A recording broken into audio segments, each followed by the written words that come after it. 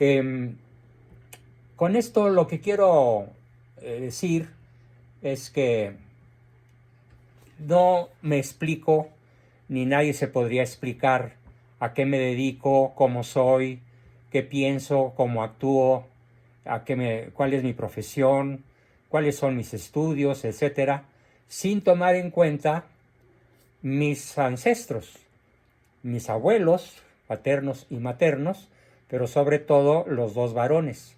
Mi abuelo don Adalberto Abascal y del Río, primo hermano de uno de los presidentes más nefastos que ha tenido este país, que fue nada menos que Lázaro Cárdenas y del Río, primo hermano de mi padre, de mi abuelo Adalberto. Y obviamente ellos fueron enemigos mortales toda su vida.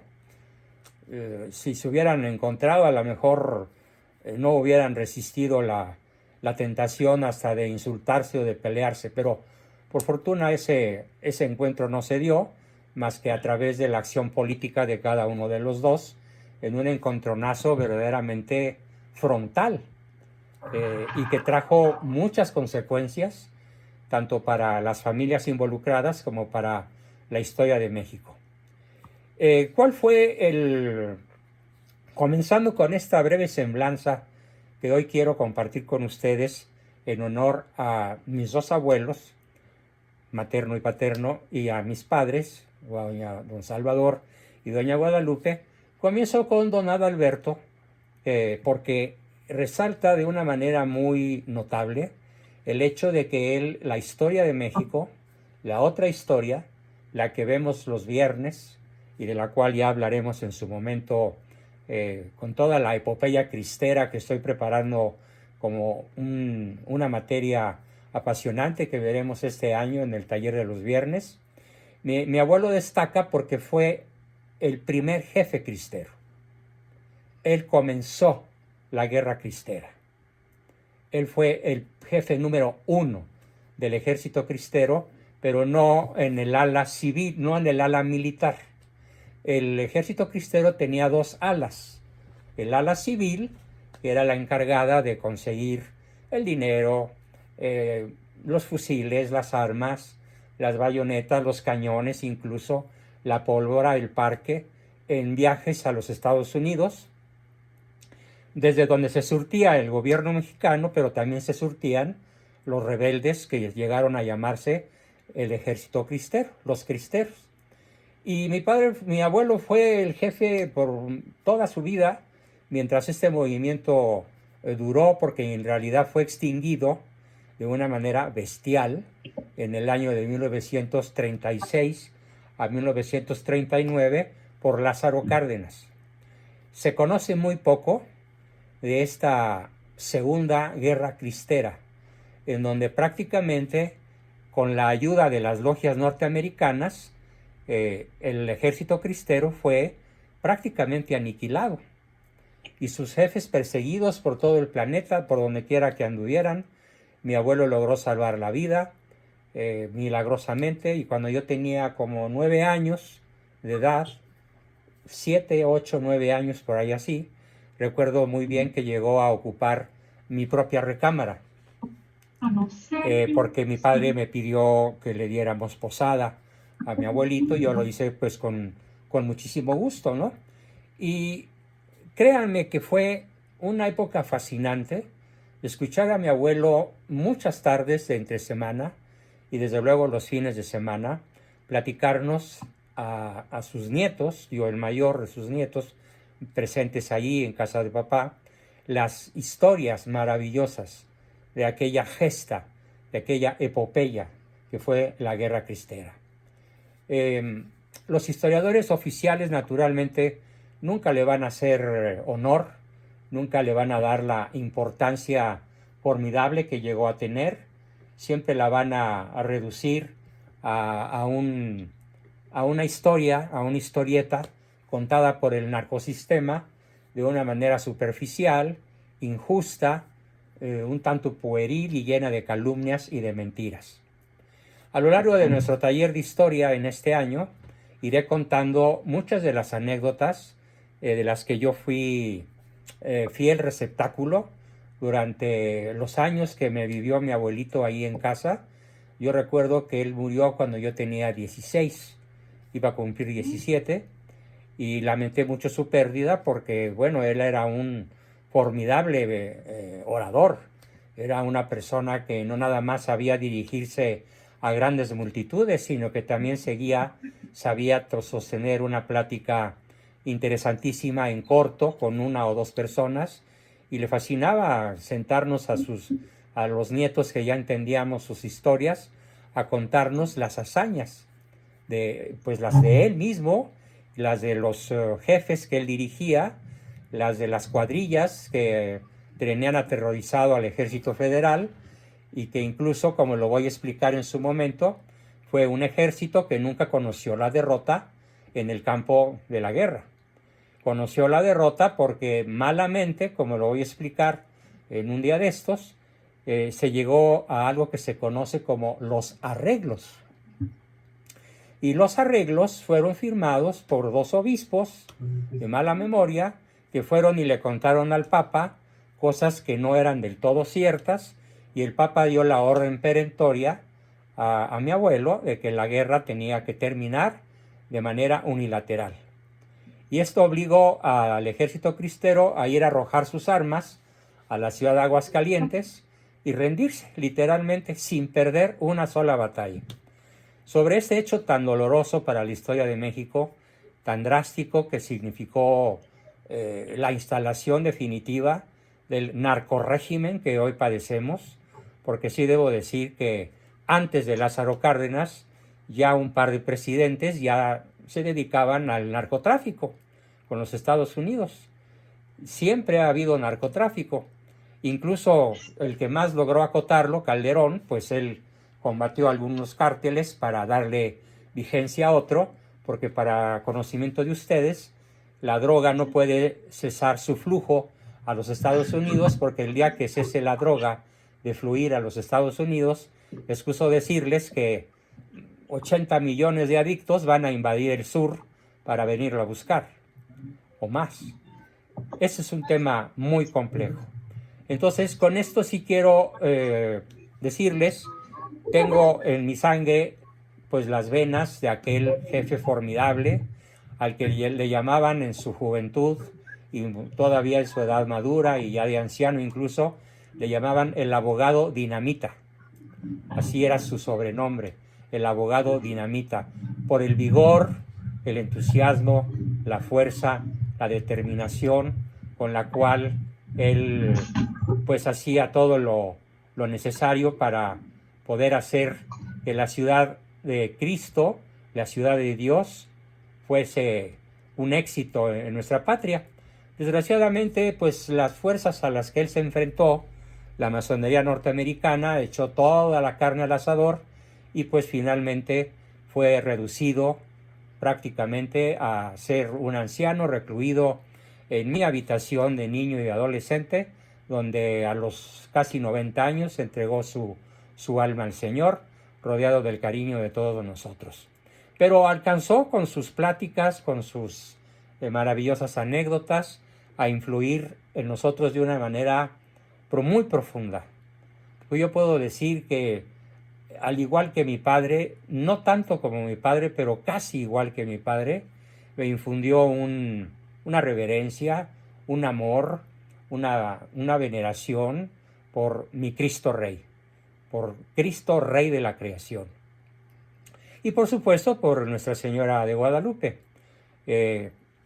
No se explica Cristo Rey sin Nuestra Señora Virgen María, en la advocación principalmente de Guadalupe. Así que mi raíz católica viene desde mi abuelo.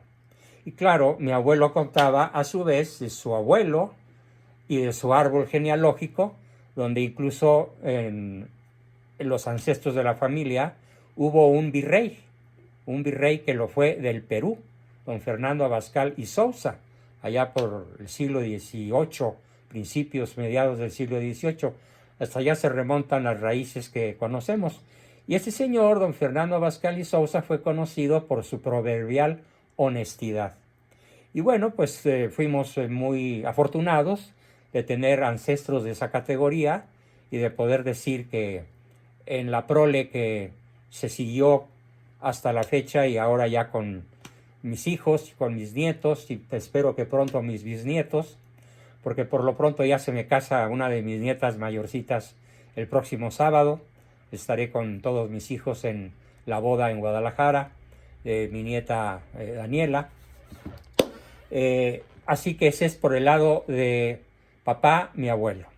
Y por el lado de mamá, mi abuelito José María era un compositor de música clásica, extraordinario pianista, extraordinario intérprete, al igual que su hermano Juan Bosco, sacerdote, que fue mi padrino de primera comunión, mi padrino de confirmación, fue mi catequista, junto con mi padre.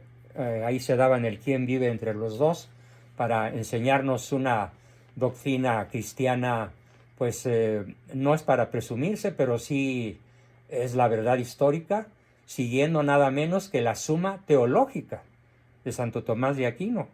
Desde nuestra más tierna niñez, a los 6 y medio, 7 años, teníamos ya la capacidad, gracias a mi abuelito y a mi papá, y a mi abuelo José María también, desde luego, de poder leer párrafos enteros de la Suma Teológica de Santo Tomás y comentarlos en la plática de cada 8 días, la plática sabatina, la plática dominical, donde siempre los temas eran de carácter histórico o filosófico o apologética, es decir, de la defensa de la fe católica. Y así crecimos, todos los hermanos, principalmente yo, el mayor. La influencia de mi abuelo materno fue muy, muy fuerte en el área artística. El gusto por la ópera que le dio a mi madre. Bueno, él educó a la voz de mi madre y llegó a ser considerada a los 17 años como la mejor voz femenina que hubiera pisado un escenario en Bellas Artes o en el Conservatorio Nacional. Pero a los 18 tuvo la fortuna, según nos narraba ella, de conocer a mi papá y hasta ahí llegó su carrera operística.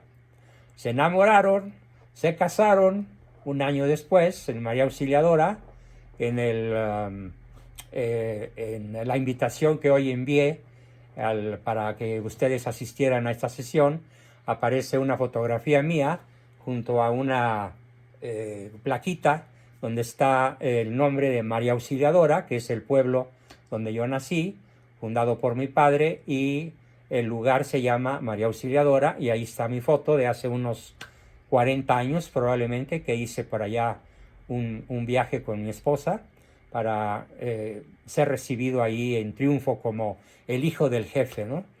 Porque así le decían a mi padre, el jefe. Todos los rancheros que él había llevado a ese lugar para fundar lo que sería el actual municipio de Comondú.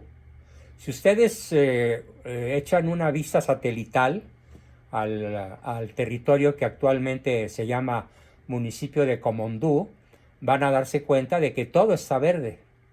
Es de las partes de las regiones de Baja California Sur que más agrícola se ha vuelto, más ganadera, donde hay además cultivo de avestruz, cultivo de conejo.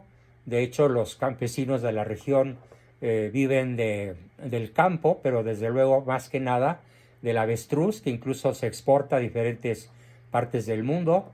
Y aquí lo que tengo que contar, pues es que el que llegó con 300 familias al desierto fue mi padre, al frente de 300 familias de un movimiento que se llamaba Unión Nacional Sinarquista. Este movimiento, Unión Nacional Sinarquista, debo decirlo con mucho orgullo, con mucho cariño y admiración,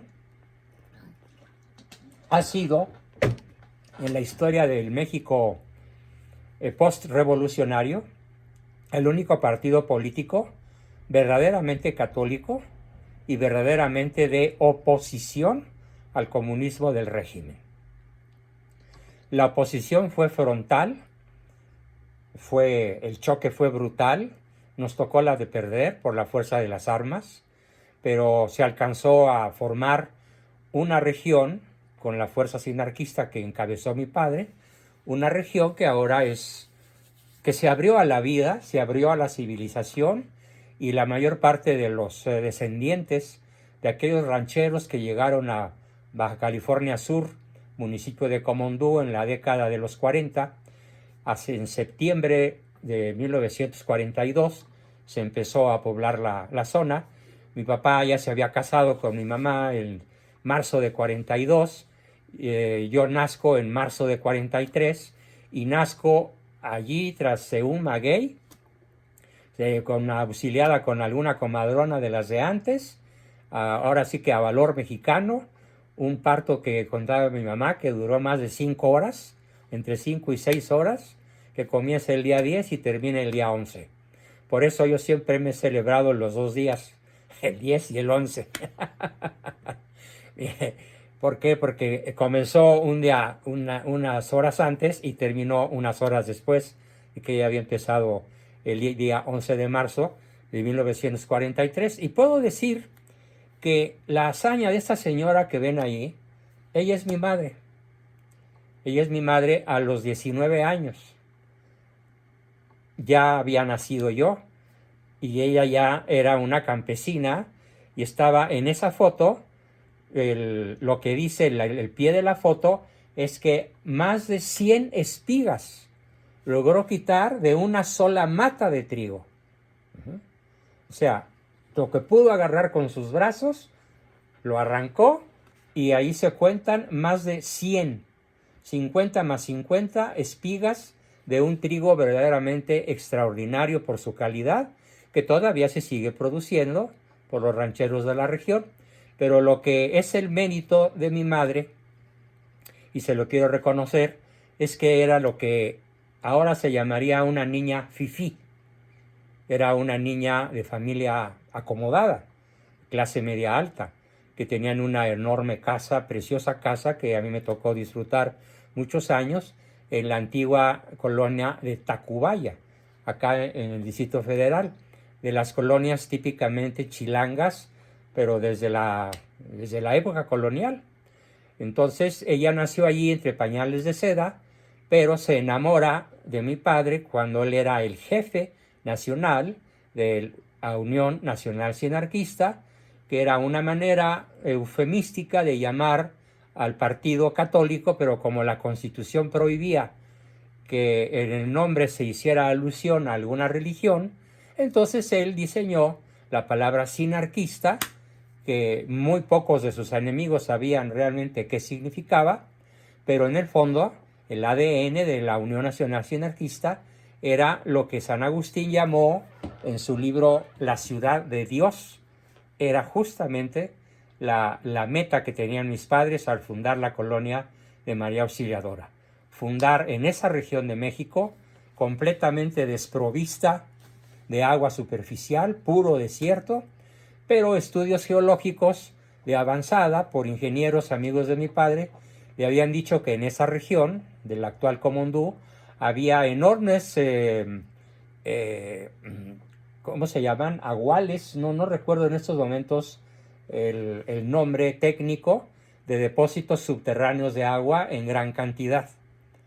Y era cuestión de llegar y perforar pozos y hacer brotar el agua y volver potable, volver fértil, enormes extensiones de territorio que cuando ellos llegaron, pues no había más que arena.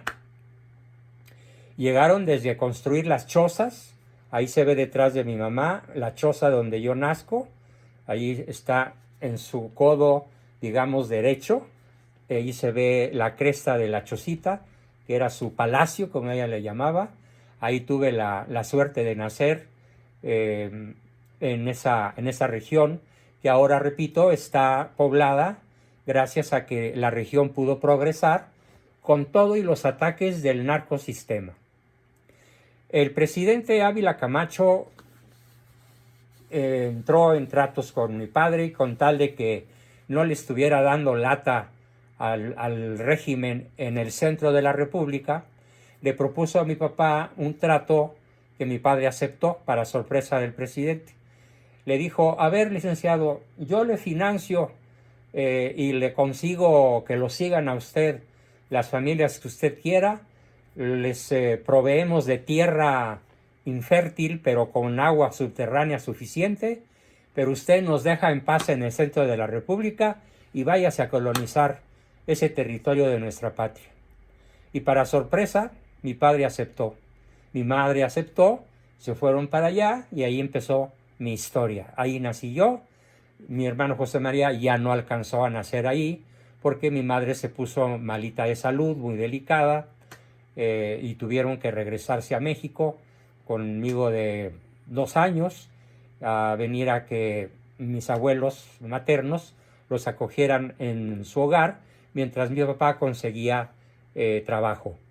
Y es interesante contar cómo es que yo adquiero la cultura que ahora me permite ser su, como dicen muchos de ustedes cariñosamente, su profesor. Otros me llaman maestro, bueno, maestro solo hay uno, Cristo.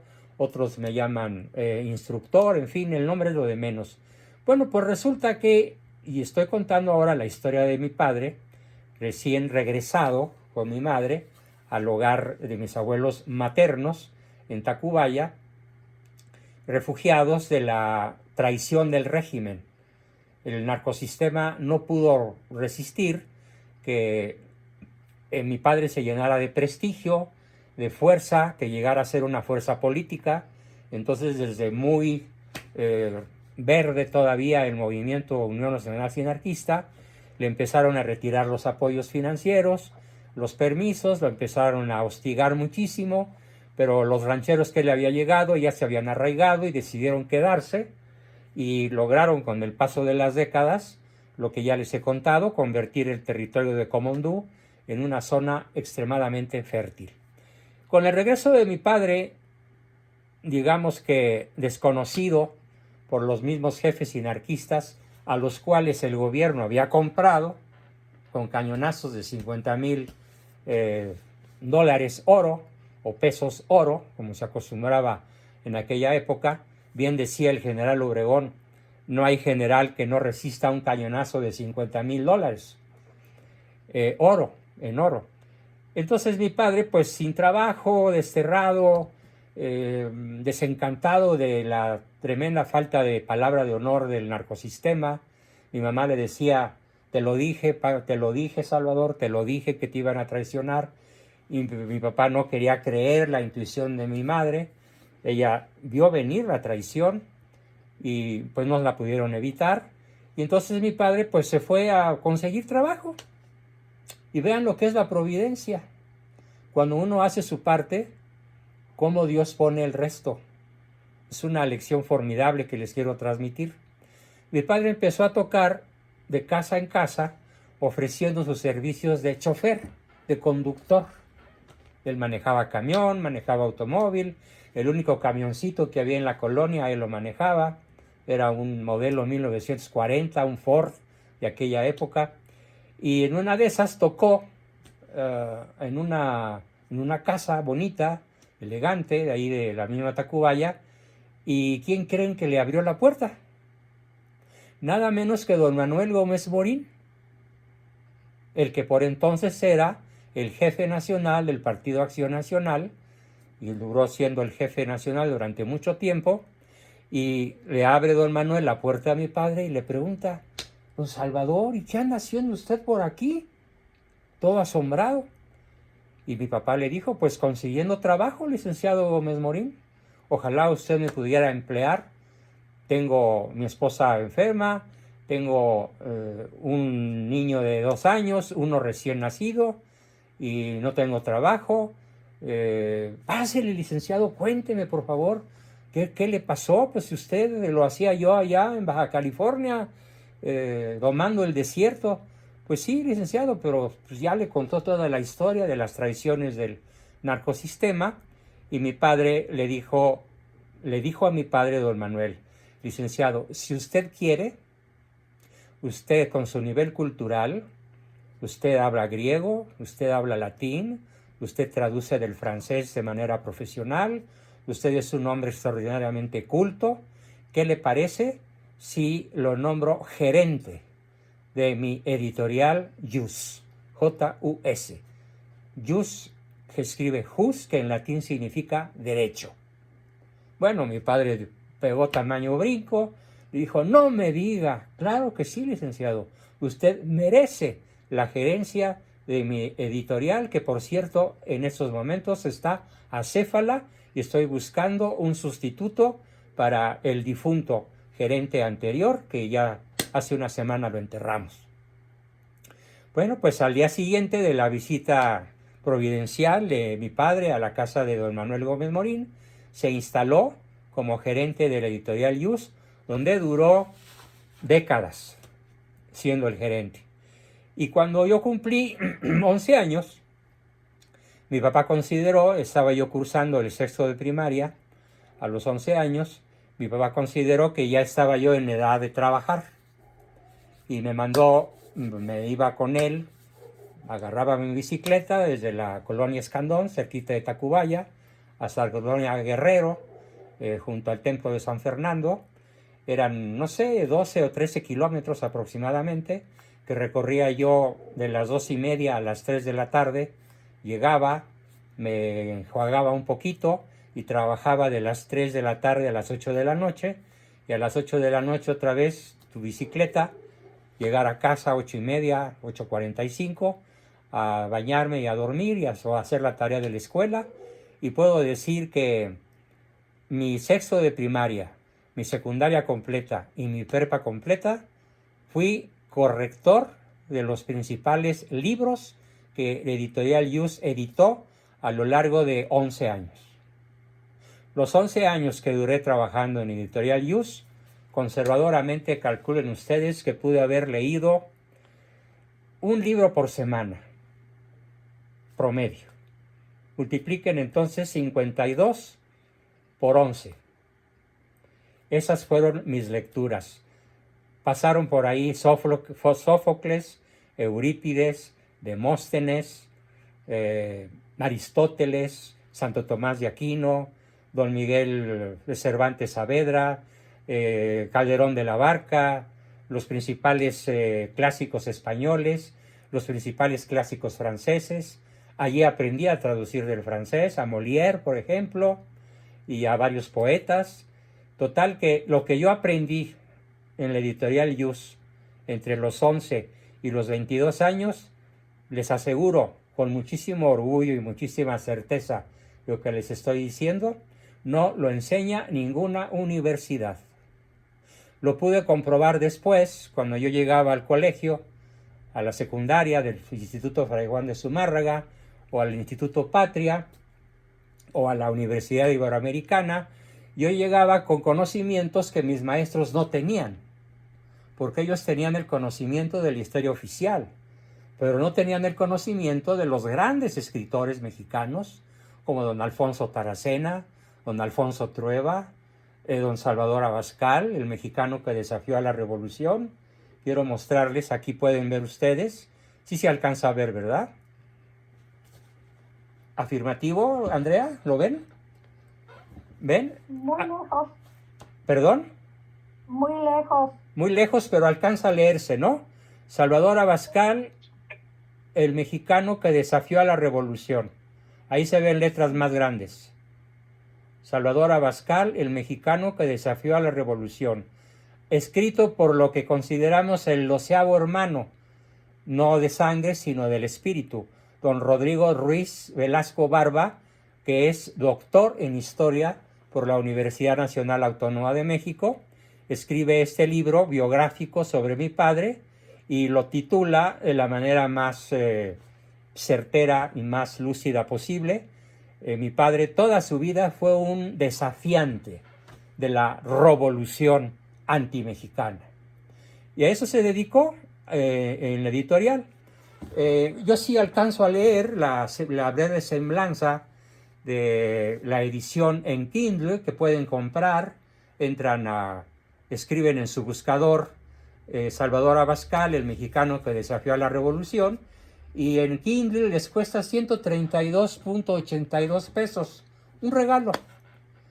dense un banquete leyendo este formidable libro biográfico sobre uno de los grandes héroes católicos del México actual, del México del siglo XX. Aunque él muere en el año 2000 exactamente, se puede decir que prácticamente todo el siglo XX, desde 1910 hasta el 2000, él fue un superactor de oposición política en las filas del catolicismo, del lado del papado y del lado de los poquitos católicos que se atrevieron a darle batalla al narcosistema.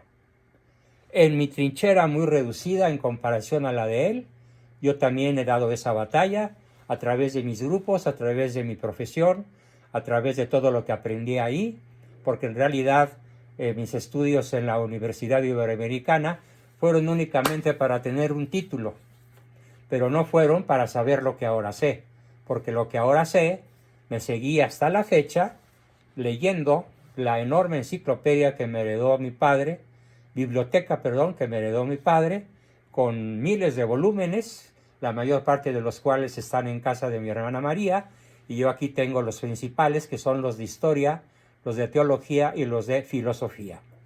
El libro está reseñado de la siguiente manera.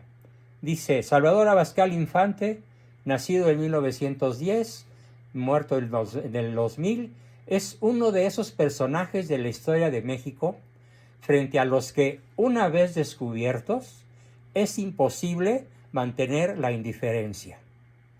El recuerdo de su figura y de todo lo que esta figura representa suscitará posturas de simpatía intensa o de fuerte rechazo, que naturalmente obedecen al apasionado compromiso que a lo largo de toda su trayectoria vital demostró a favor de la contrarrevolución católica.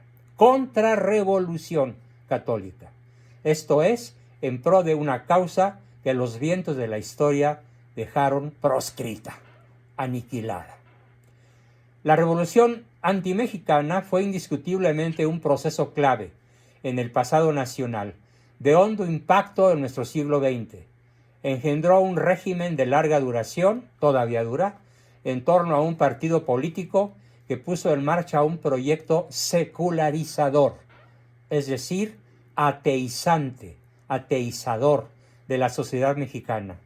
De eso se siguió la configuración de una contracultura dominante, la contracultura oficial, fomentada desde el poder con ánimo legitimador, donde se empleó un discurso histórico enaltecedor de sus prohombres, en realidad todos traidores a México, y se condenó a sus adversarios, como don Salvador Abascal, al descrédito, cuando no al olvido, como a don Adalberto Abascal y del Río, mi abuelo, y a todos los jefes del sinarquismo, como Alfonso Trueba, Olivares y otros muchos próceres que ya murieron todos.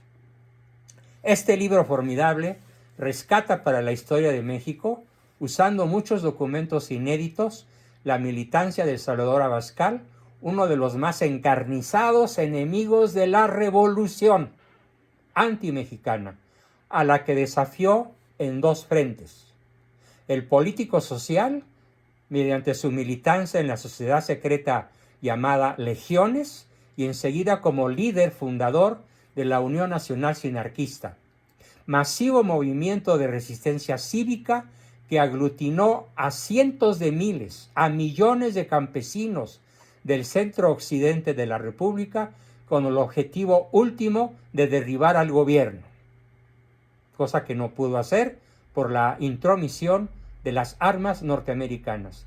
Y después, en la trinchera cultural e intelectual, como responsable director de la editorial Yus, propiedad del licenciado Manuel Gómez Morín, y como polemista e historiador en su periódico denominado La Hoja de Combate, en donde yo estuve también publicando artículos mes a mes a lo largo de 11 años, La Hoja de Combate, y posteriormente en la editorial Tradición, que al verse mi padre despedido de Editorial Yus, porque llegó un momento, y es muy triste decirlo, pero hay que decirlo, don Manuel se acomodó al sistema. Y hasta ahí llegó la verdadera oposición del PAN. El PAN dejó de ser una oposición verdadera e incluso ahora vemos a muchos panistas que pues son veladamente, digamos, simpatizadores de despenalizar el aborto o tienen una posición un tanto ambigua con relación a temas verdaderamente fundamentales. El hecho es que el PAN, desde que mi padre abandonó sus filas, perdió toda la fuerza, todo el punch que le había dado él como un católico bravo, un católico al estilo de la revolución, de la contrarrevolución francesa, de la Vendée, tema del cual también hablaremos en nuestro taller de historia. Entonces él funda Editorial Tradición y varios de sus hijos lo seguimos y seguimos trabajando con él en Editorial Tradición. Por fortuna, esta editorial todavía existe. La dirige mi hermano José María, que tiene 2 años menos que yo. Él tiene 79 y 81. Y estas son las distintas etapas de una vida de un personaje como mi padre, que se dedicó a toda su vida dar una lucha sin cuartel contra el régimen narcocomunista que hoy nos gobierna y nos conduce, Morena, como buen hijo del PRI, a, como dice por ahí un gran historiador, Zunzunegui, México al borde del abismo, como nunca lo ha estado. Bueno, pues esta semblanza también quisiera yo incluir, déjenme ver por favor un momentito, ya la perdí, aquí está. ¿Qué aprendí de mi madre? Vale la pena dedicarle un par de minutos a ella.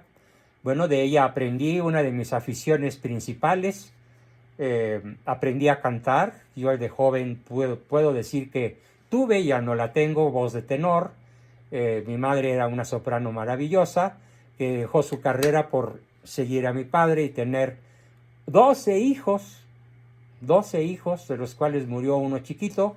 Todos los demás nos logramos, quedamos vivos 7 de los 12 que fuimos. Y mi madre era una artista extraordinaria, una gran cantante, además con una delicadeza musical verdaderamente extraordinaria. Y no solamente me introdujo en el placer del bel canto, de las bellas artes, sino en general de todo aquello que representara belleza, arte, literatura, porque ella era una lectora apasionada. Quiero transmitirles, para terminar, una imagen que nunca se me va a borrar y que como quisiera que muchas de las mujeres que hoy me escuchan pudieran, sobre todo si son jóvenes todavía, darles ese formidable ejemplo a sus hijos. Siempre vi a mi madre con su izquierda en una olla de frijoles para la docena que éramos, o en una olla de maicena, o cuidando que la leche no se derramara, una cazuelota de 12 litros, o cocinando carne asada. Y en la otra, ¿qué creen que tenía? En la derecha, un libro. Shakespeare, Lope de Vega, Corneille, Lamartine, Rousseau, Aristóteles, Sócrates, Santo Tomás. Mi mamá era una furibunda lectora. Puedo decir que nunca alcancé. Si yo calculo cuántos libros leyó mamá en comparación a los que yo leí, me gana. Ella murió de 90 años, mi papá también murió de 90, mi madre era 17 años menor que él, ella se casó de 19 y él de 34, 16, sí, más o menos. Y fue una verdadera señorona, una impecable ama de casa. Cómo se las ingenió para ser una lectora furibunda a la vez que mamá de 12 y educadora de 12, porque además, déjenme decirles que íbamos a la escuela cuando ya sabíamos todos leer y escribir. Entrábamos a 4º de primaria, no llegábamos a 1º de primaria. Entrábamos al colegio y el director nos decía, a ver, examen a título de suficiencia. Si este niño ya tiene nivel de lectura de cuarto de primaria, puede entrar a cuarto. Todos entramos a cuarto de primaria, todos los hermanos. Y las niñas también. Ellas no quisieron estudiar una profesión porque se casaron muy jóvenes, tuvieron familias muy numerosas, pero siguieron con la tradición, sobre todo mi hermana María, de ser una lectora furibunda. Las otras dos no tanto, pero también en ellas se dio ese enorme gusto por la cultura universal.